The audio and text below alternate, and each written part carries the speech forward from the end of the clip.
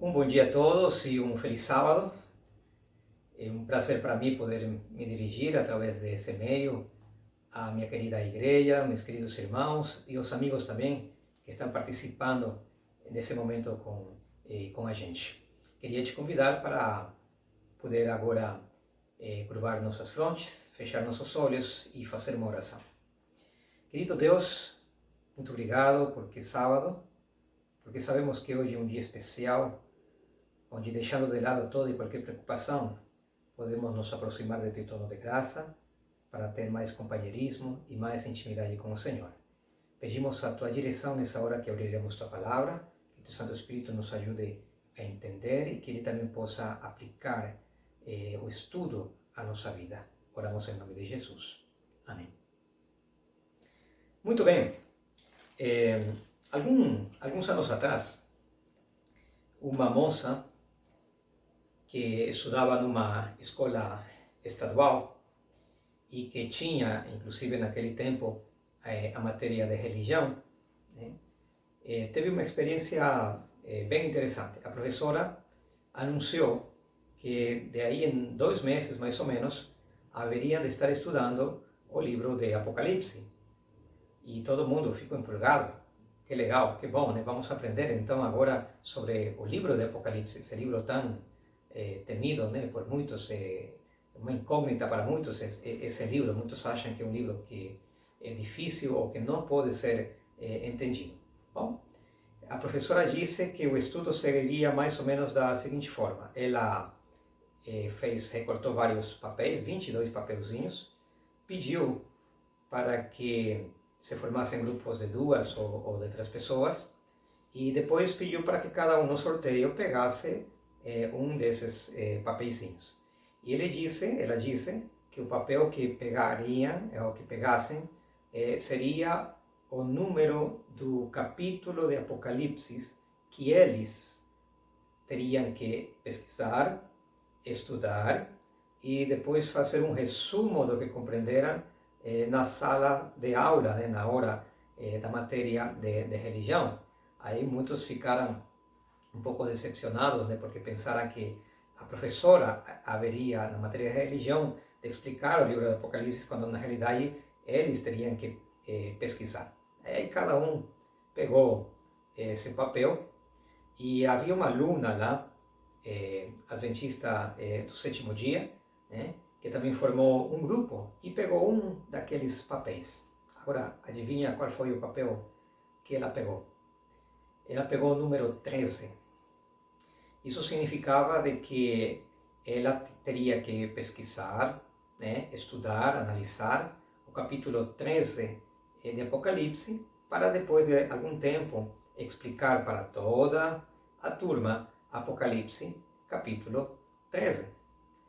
Quando ela soube disso e foi lá na Bíblia procurar Apocalipse 13, ela ficou muito preocupada, porque naquele tempo ela não entendia esse capítulo, e ela ficou assim pensando: e agora, o que eu faço? Pois bem, ela me procurou e me disse: olha, estou tendo essa dificuldade para poder entender Apocalipse capítulo 13, e a professora pediu para a gente pesquisar e depois fazer um resumo da pesquisa em relação a esse capítulo.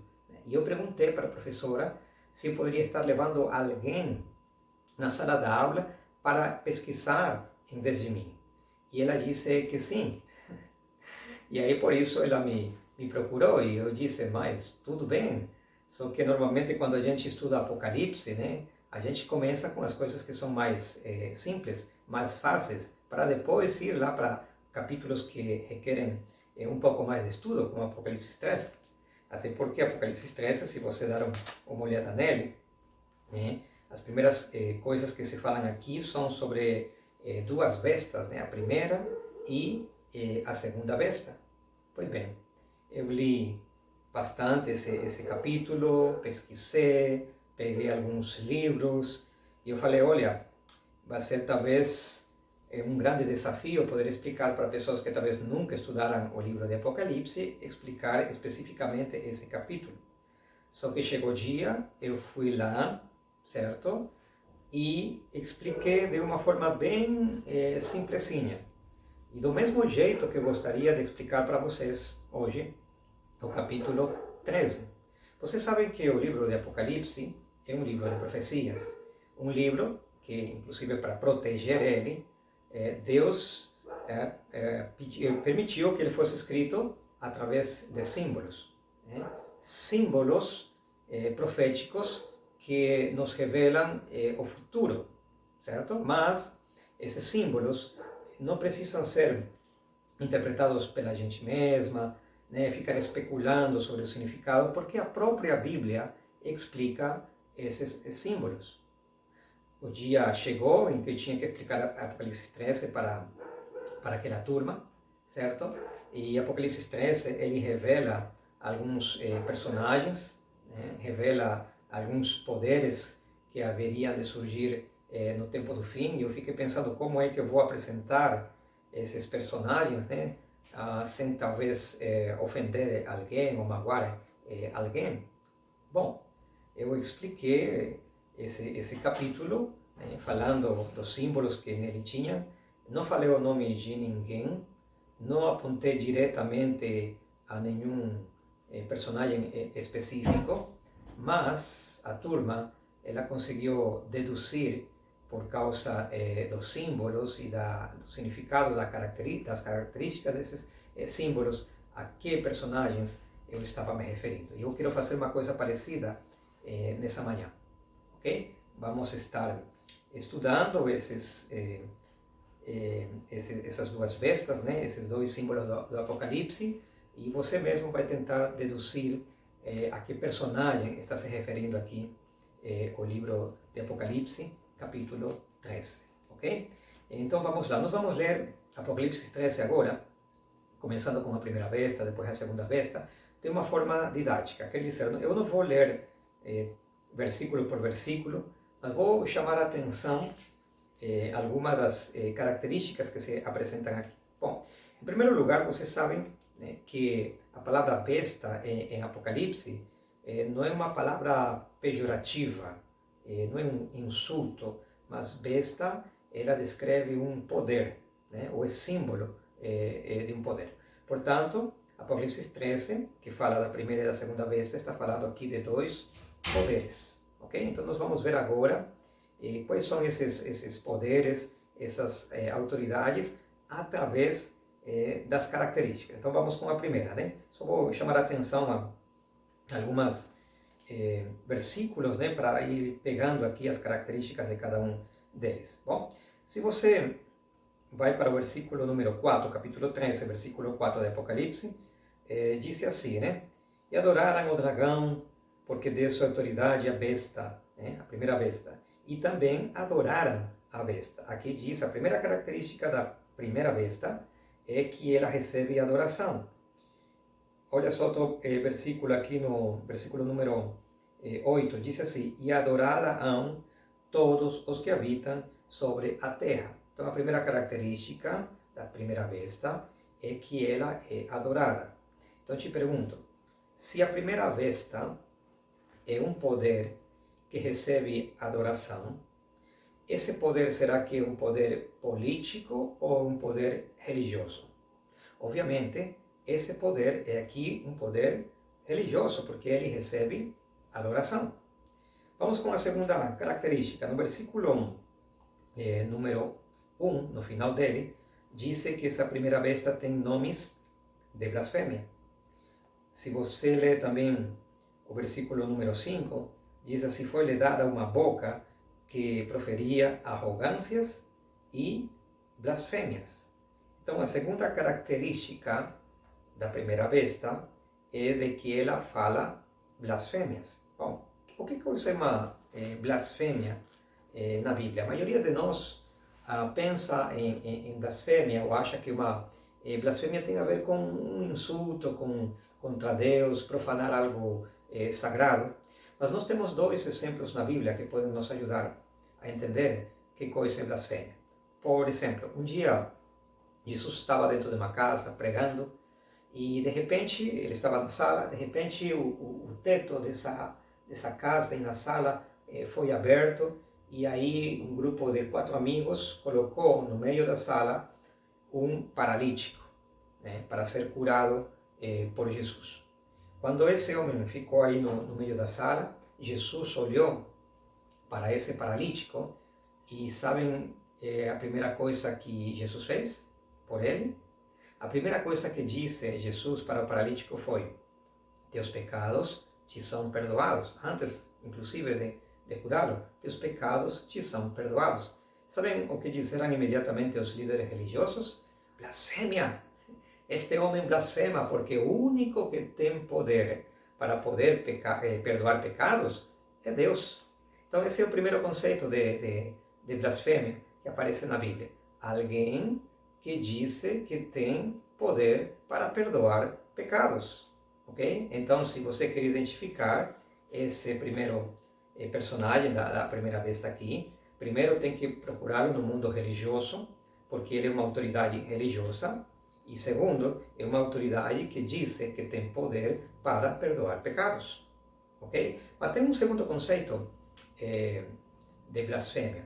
Um dia Jesus estava aí no meio de uma multidão e ele disse uma frase que deixou brava a muita gente. E ele disse: antes de que Abraão fosse, eu sou. E com essas palavras, né, que unicamente podem ser atribuídas a Deus, né, eu sou, ele estava dizendo praticamente: eu sou Deus. Né? Nesse momento, as autoridades religiosas novamente disseram: esse homem está blasfemando, e tentaram pegar ele para apedrejá-lo, mas de repente Jesus desapareceu. Okay? Blasfêmia na Bíblia também é alguém que se coloca no lugar de Deus, ou que se atribui a mesma autoridade que pertence a Deus. Então, se você quer identificar essa primeira besta, você tem que procurá-la no mundo religioso, porque ela recebe adoração. Segundo, você tem que procurar um personagem que fale blasfêmias, quer dizer, que diga que tem poder para perdoar pecados, e que também ele se coloque no lugar de Deus, ou que se atribua a ele mesmo as mesmas características de Deus. Ok? Bom, vamos para uma terceira característica. Olha só o que diz aqui, versículo número 5, né? Foi-lhe dada uma boca que proferia arrogâncias e blasfêmias, e autoridade para agir 42 meses. Bom, aqui temos um símbolo profético, deixa eu falar ele rapidamente. Em profecias, na Bíblia, né, um dia equivale a um ano. E aqui está se falando de 42 meses. Se você multiplicar isso por 30, né, que é a quantidade de dias que tem o mês judaico, né, vai dar 1260 dias, quer dizer 1260 anos. Né? E aqui então diz que essa segunda vez lhe foi dada autoridade para agir 42 meses, quer dizer 1260 anos. E o que esse poder fez durante esses 1260 anos? Diz aqui no versículo 7, foi-lhe dado também que pelejasse contra os santos e os vencesse. Interessante. Quer dizer que esse poder aqui seria um poder perseguidor, que perseguiria ao povo de Deus, porque lhe foi dada autoridade para isso, né? Durante 1260 anos. Então, se você quer identificar esse poder, né, da primeira besta, você tem que procurar um poder que tenha perseguido o povo de Deus durante 1260 anos. Né? E se você pesquisar, né, bom, tem muita gente que acha que talvez esse poder perseguidor talvez poderia ter sido muitos personagens, como Hitler, como talvez Napoleão Bonaparte, os imperadores romanos, etc. Mas será que eles se encaixariam em todas as características que temos dado até agora, e de forma especial essa característica onde esse poder haveria de perseguir o povo de Deus durante 1260 anos. Quantos anos viveram todos esses personagens aí que temos referido, né? Napoleão Bonaparte, Hitler, talvez os imperadores romanos.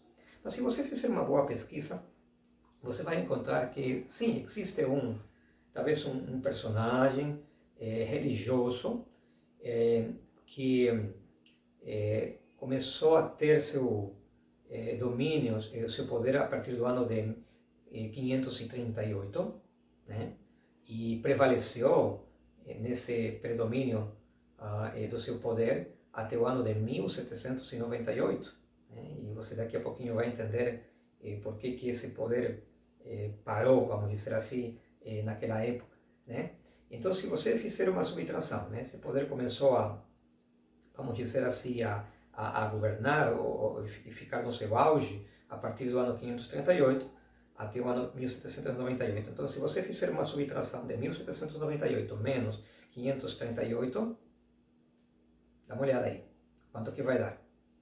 1260 anos. Faz uma pesquisa, procura, quem sabe, no Google, você vai encontrar aí algumas referências desse poder que perseguiu ao povo de Deus durante 1260 anos.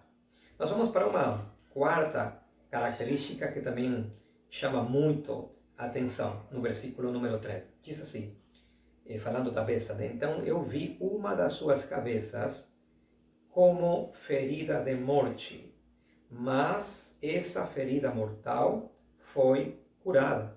Então essa besta, em algum momento da sua história, seria ferida, mas sua ferida mortal seria curada. Ok? Qual que é essa ferida? Como que essa besta foi ferida?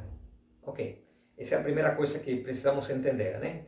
Como essa besta foi ferida. No próprio capítulo 13 de Apocalipse, se você vai lá no versículo 14, né?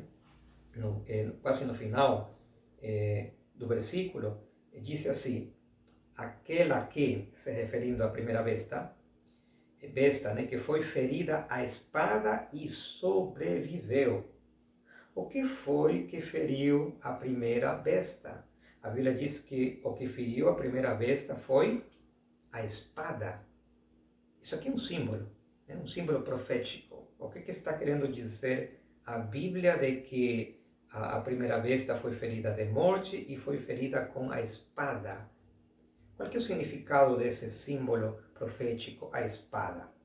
Bom, deixa eu te falar de que na Bíblia há vários símbolos que às vezes têm dois significados.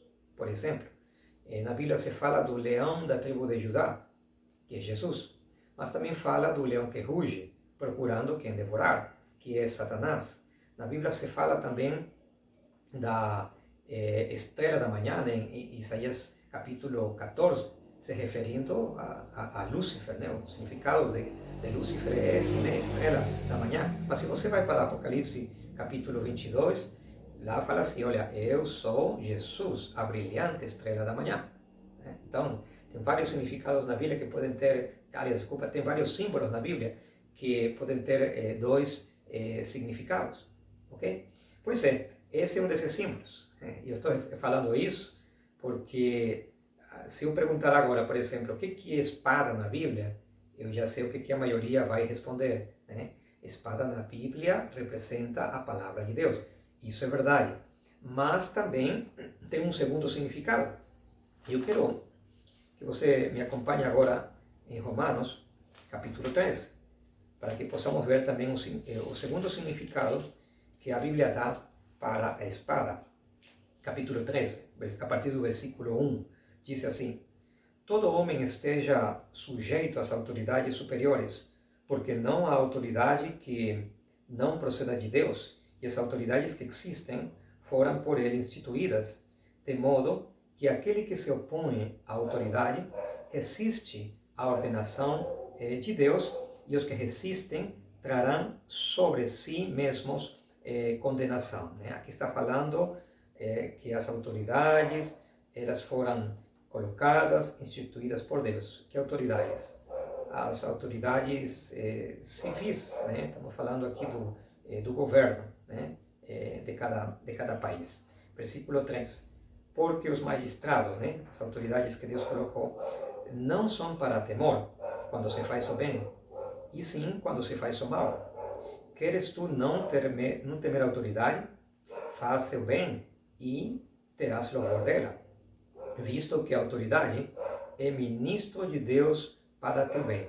Entretanto, se fizeres mal, teme, porque não é sem motivo que ela traz a espada, pois é ministro de Deus, vingador para castigar o que pratica o mal.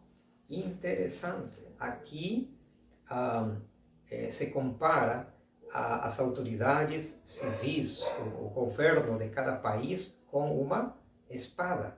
Interessante. Então, o segundo significado para a espada na Bíblia é poder ou autoridade política, por dizer assim, né, o poder do governo. Interessante. Então, voltando para Apocalipse 13, o versículo número 3, diz que essa besta, ela foi ferida de morte. Quem a feriu foi a espada, quer dizer, foi uma autoridade política, né? Uma autoridade civil, quem feriu ela e tirou o poder dela. Interessante. Chama atenção também o versículo 10, se você quiser dar uma olhada, capítulo 13, versículo 10 de Apocalipse, que diz o seguinte: se alguém leva para cativerio vai. Se alguém matar a espada, necessário é que seja morto a espada. Vamos entender isso.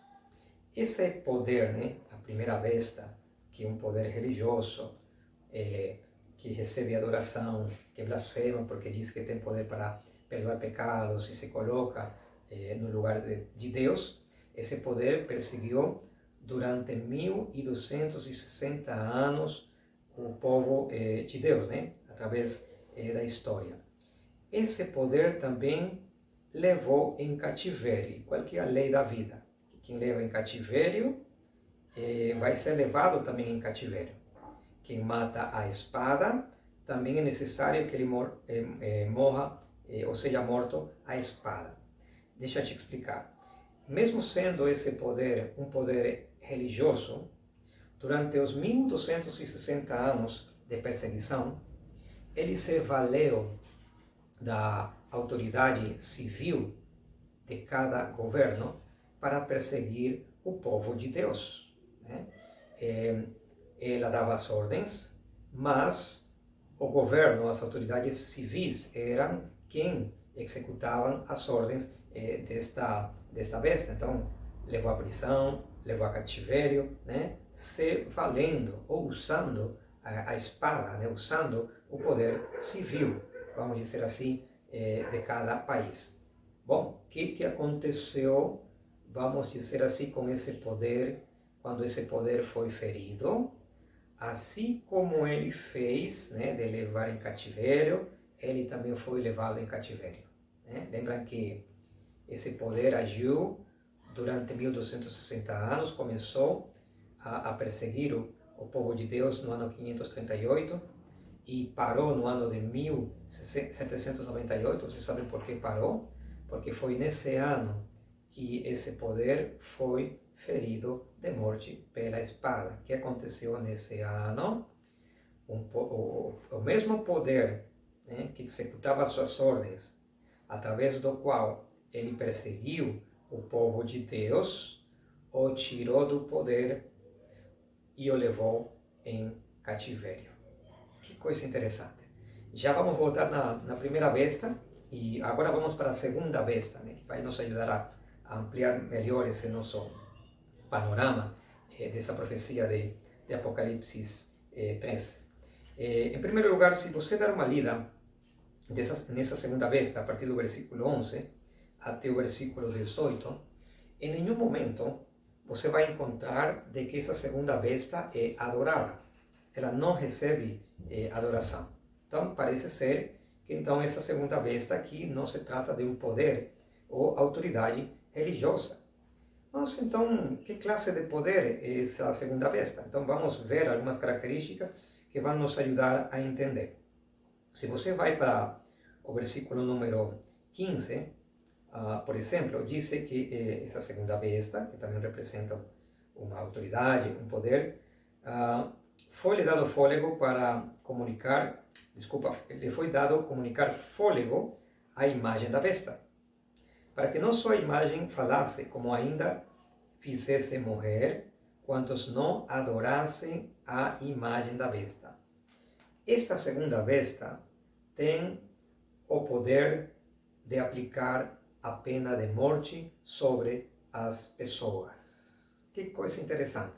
Te pergunto, que classe de poder, unicamente em qualquer país do mundo, teria essa autoridade de estabelecer e de aplicar a pena de morte para seus cidadãos?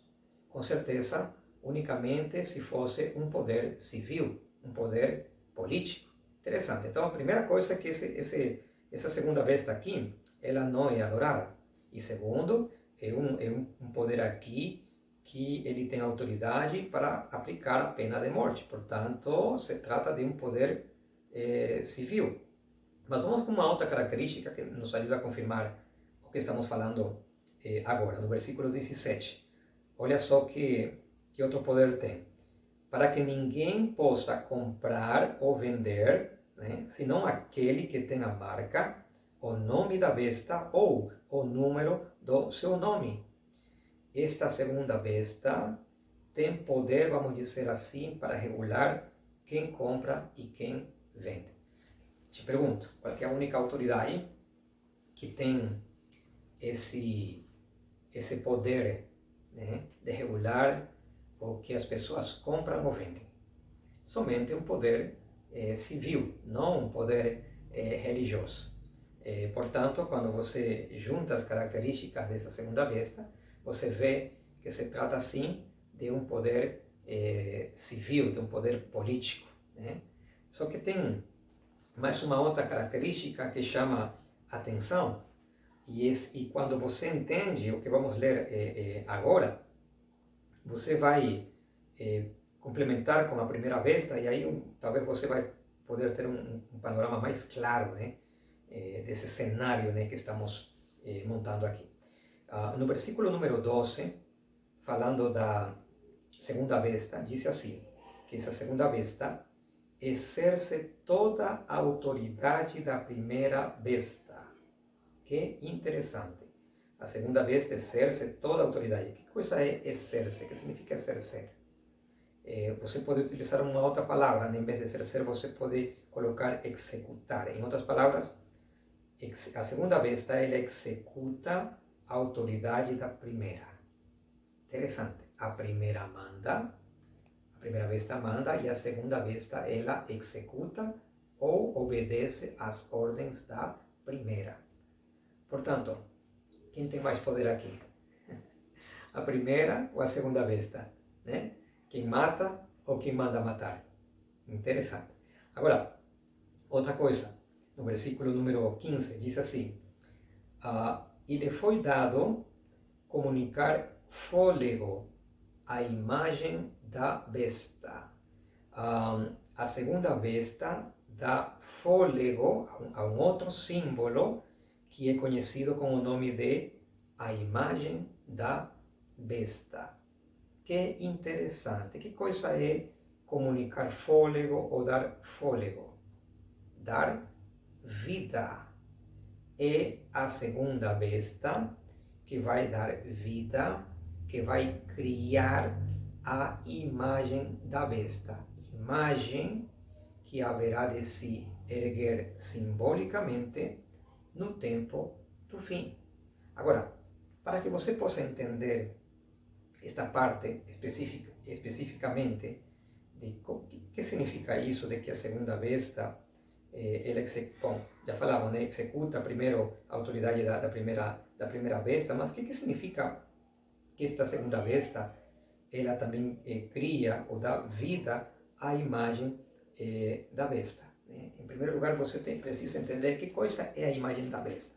Nós não temos muito tempo aqui para talvez ver mais versículos e outros textos, né, para podermos entender, então eu vou dar o significado de uma forma direta. Talvez em outro momento a gente vai poder dedicar mais tempo, né, com mais detalhes para falar sobre esse assunto. Mas a imagem da besta, a imagem da primeira besta, né, é um símbolo profético que a Bíblia está utilizando para falar acerca de uma lei que há de ser promulgada no tempo do fim.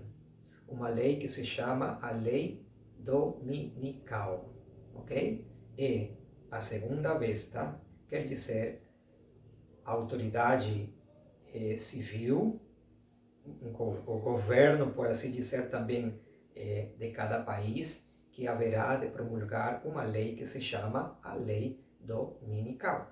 Agora, eu quero que vocês possam ver um paralelo em relação a um tema que eu já preguei alguma vez, que talvez vocês escutaram, né?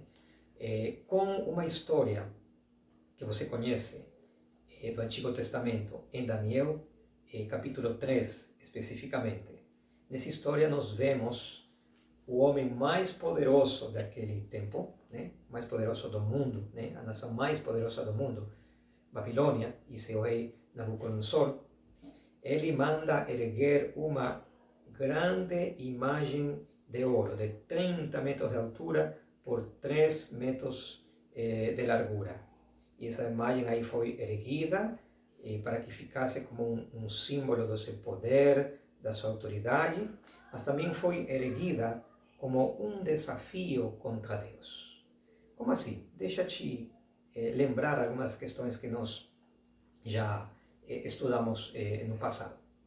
Esse mesmo rei, Nabucodonosor, no capítulo 2, ele estava muito preocupado com o futuro.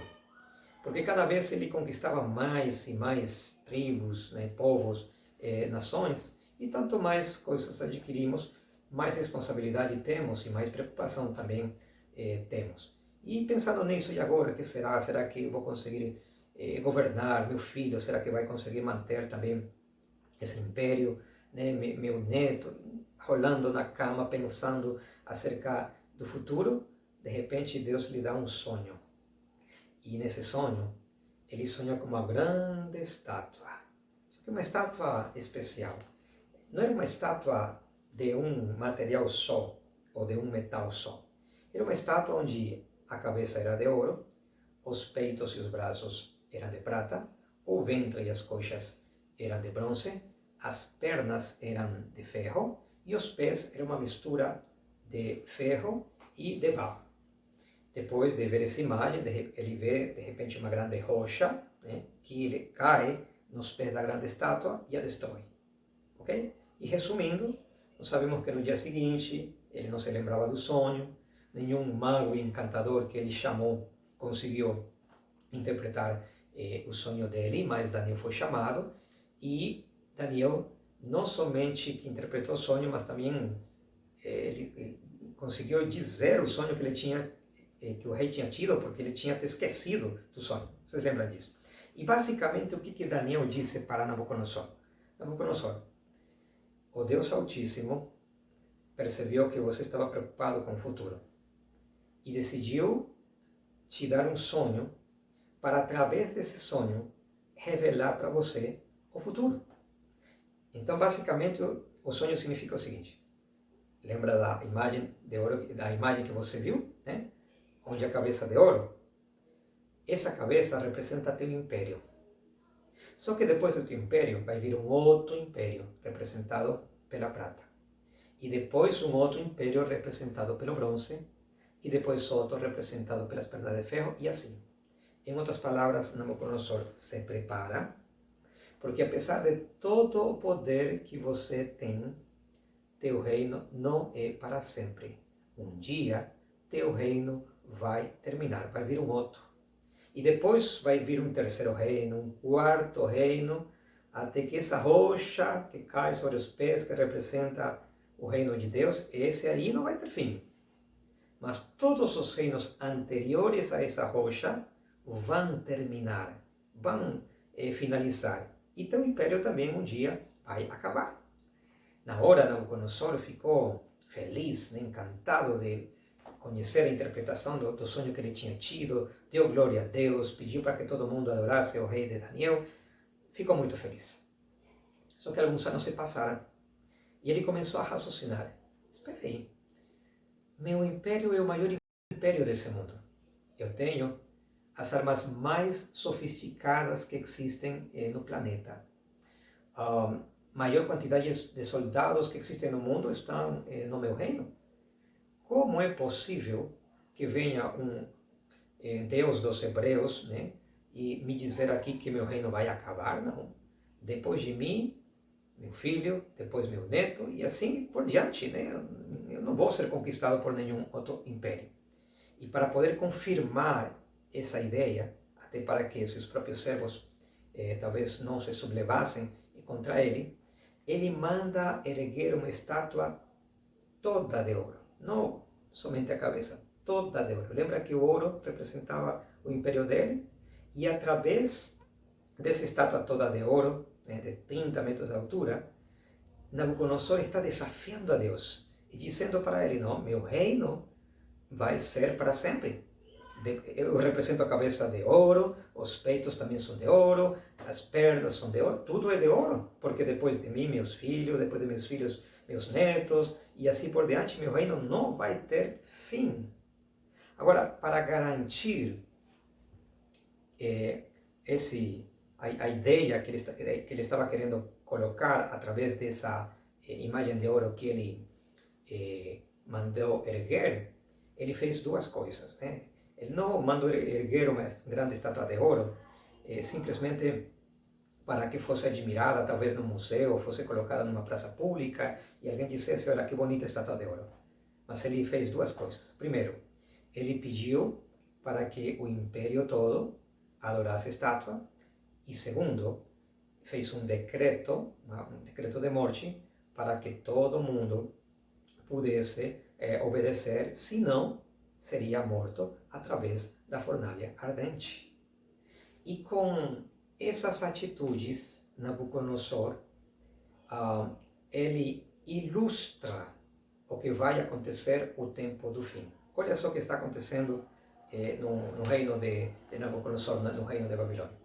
Primeiro, ele marca um dia determinado para que todos os adoradores de seu reino se reúnam na adoração da estátua. O império de Nabucodonosor era formado por diferentes religiões, não havia uma religião só, né? Ele, como forma talvez de manter o domínio, né, não permitia que cada império, nação, tribo conquistada permanecesse com sua própria religião. Tinham que adorar os deuses da Babilônia, mas cada um poderia manter sua própria religião.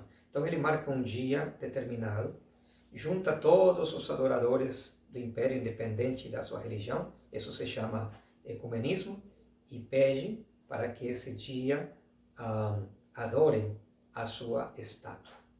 Interessante. E para garantir que todo mundo obedeça, ele cria um decreto, uma pena de morte, para que aquele que não adore a estátua, ele seja penalizado com a fornalha ardente. Como se parece isto com o tempo do fim?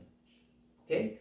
A imagem de ouro de Nabucodonosor e a imagem da besta, da primeira besta, de Apocalipse 13, são a mesma coisa. A única diferença é que a imagem de ouro que Nabucodonosor mandou erguer era uma imagem física, real, literal. Mas a imagem da primeira besta, que é criada, quem dá vida é criada pela segunda besta, né, com apoio e ordens da primeira, claro, mas são a mesma coisa, né? Só que essa imagem aqui da Apocalipse 13 é uma imagem simbólica, ninguém vai erguer uma imagem física, real, literal no tempo do fim, mas vai ser uma imagem simbólica. E lembra-me que eu disse o que essa imagem representa? Representa a lei dominical. porque essa imagem, ela tem as mesmas características, a imagem da primeira besta, né? As mesmas características da imagem de Nabucodonosor. Como assim?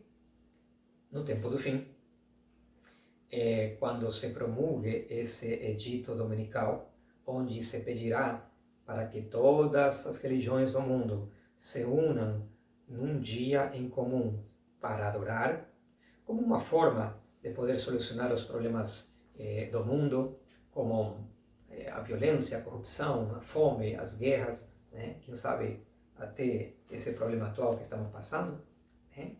Se pedirá para que todo mundo, independente da sua religião, se una em adoração a Deus num único dia, domingo. Só que, num processo talvez um pouco mais longo, talvez mais curto, né, serão colocadas uma série de restrições para aqueles que não obedeçam esse decreto, mas no final se haverá de criar um decreto de morte também para todos aqueles que não se unam nesse dia, né, de adoração, né, a fim de pedir para a Deus para uma solução para os problemas do mundo. Captou? Deus, através das histórias do Antigo Testamento, tenta nos ilustrar como vai ser o tempo do fim. Nesse ponto, essas histórias elas se tornam uma espécie de profecia acerca do tempo do fim. Mas, meu querido, eu preciso orar por você agora, mas eu queria, em primeiro lugar, chamar você à reflexão e fazer um apelo para a tua vida. Muitas vezes, quando pensamos nas profecias do Apocalipse, as profecias do tempo do fim, paramos para pensar, né? O tempo do fim, já estamos vivendo esse tempo do fim, e paramos para pensar se talvez a lei dominical está próxima, se vai acontecer em qualquer momento, né?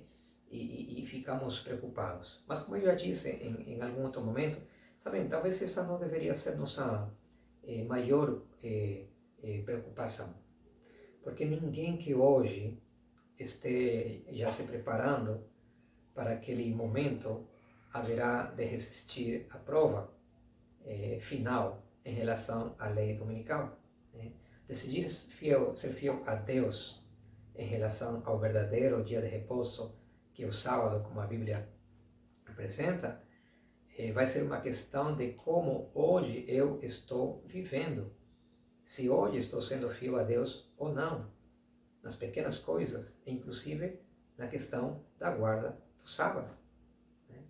Então, não haverá nos atos finais da história desse mundo conversões instantâneas, né? A não ser aqueles que talvez conheçam a verdade por último, mas para o povo de Deus que já conhece a verdade, as decisões que estou tomando hoje são as que estão definindo a prova final. As decisões que hoje estou tendo em ser fiel a Deus e viver uma vida de acordo com sua vontade é o que vai definir se vou ser fiel a Ele ou não nos atos finais, como a lei dominical. Portanto, essa não deveria ser tua preocupação. Que ninguém fique com medo por causa de lei dominical, ou ficar assim, talvez, com um sentimento de angústia por causa disso. Porque quando isso acontecer, isso será o ato final. Mas o que eu estou fazendo hoje e as escolhas que estou fazendo hoje são as que estão definindo minhas escolhas finais. Você não gostaria, através dessa oração, então, dizer a Deus: Senhor, eu quero ser fiel a Ti, tenho errado, talvez, assim como a grande maioria daqueles adoradores que se ajoelharam perante a estátua de ouro de Nabucodonosor, com exceção de Sadraque, Mesaque e Abednego, talvez você e eu temos nos ajoelhado aos deuses também desse mundo, né? E temos sido infiéis a Deus através da adoração de pequenas estátuas da vida, né? Que às vezes se apresentam como falta de honestidade nas minhas transações comerciais, nas coisas que eu faço no dia a dia, no meu serviço, ou talvez dentro de casa. Pequenas estátuas de ouro que às vezes se erguem em forma de fidelidade ou não, em relação ao sábado ou em relação aos mandamentos de Deus, ou talvez estátuas de ouro que se levantam como minha falta às vezes de testemunho acerca da verdade no Deus no qual acredito, lá na faculdade, na escola, ou no serviço onde eu trabalho. Não sei a que estátua você talvez tenha se ajoelhado ultimamente, mas se você quer ser fiel a Deus hoje você precisa permanecer fiel, para que quando chegue o grande dia da provação, você continue em pé, assim como Sadraque, Mesaque e Abednego. Quero te convidar a inclinar mais uma vez o rosto, vamos orar e vamos entregar o coração a nosso Deus. Oremos. Querido e bom Pai que estás nos céus, muito obrigado pelo teu amor, pela tua misericórdia, e porque apesar de que somos falhos e infiéis, apesar disso o Senhor nos ama, nos concede uma segunda chance e nos convida a recomeçar. Perdoe, Pai, se temos sido infiéis. Nós sabemos a importância de sermos fiéis agora, inclusive nas pequenas coisas, para podermos ser fiéis também, Senhor, na prova final que há de vir sobre esse mundo. Por isso, hoje nos ajude a decidir, a escolher o Senhor Jesus na nossa vida, a entregar nosso coração a Ti cada dia através do estudo da palavra, e que nesse estudo da palavra possamos encontrar o poder que precisamos para ser vitoriosos a cada dia. Perdoe nossas faltas, tome nosso coração, oramos em nome de Jesus. Amém. Que tenha um feliz sábado, que o Senhor te abençoe.